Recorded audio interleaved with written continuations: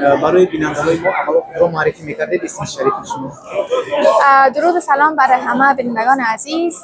تمنا ایثار هستم و امروز در همایش بزرگ پاسداری از روز زبان مادری و تجلیل از روز زبان مادری که برای ما زبان فارسی است.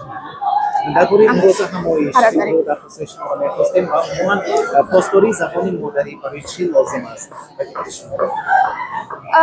از دید من زبان مادری دقیقاً همون جای تأثیر خود را روی ما میگذاره که متولد میشیم و با لالایی مادر بزرگ میشیم و این زبان در رگ رگ ما جای میگیره و برای همین ما باید شاید این زبان را تا حد توان پاسداری بکنیم، چون زبان مادری هویت ماست، تاریخ ماست، فرهنگ ماست و با همین میشه که ما خودمان باشیم، اصالتمان را نگه بداریم. بله. و امروز جوان‌ها باید برای پاسداری زبان مادری چیکار باید کرد؟ چی فکر می‌کنید شما؟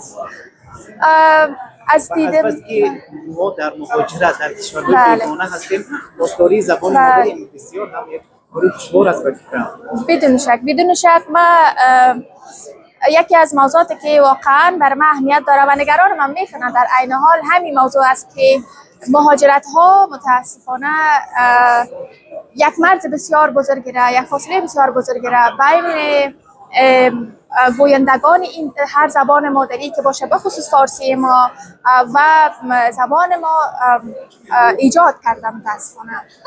برای از دید ما اولتر از همه با این کار نمیخوایم بار روی دوش والدین و مادر پدرها بگذارم، اما فکر بکنم اول مسئولیت بر از این بزرگوارا برمیگرده که نگذارن همین فاصله بین فرزندانشان و زبان مادریشان بیشتر شود و بعد خود همین گویندگان جوان ما که بالاخره پی میبرن به اهمیت زبان نباید کوتاه بیاین، نباید آسان بگیرن، نباید خیلی به ارزش جلوهش بدن تا میتونن محکم، مسلط و استوار در راه پاسداری زبان کار بکنن و بیاموزن، بخونن. اشکال نداره اگر زبان فراموششان شده از صفر شروع بکنن.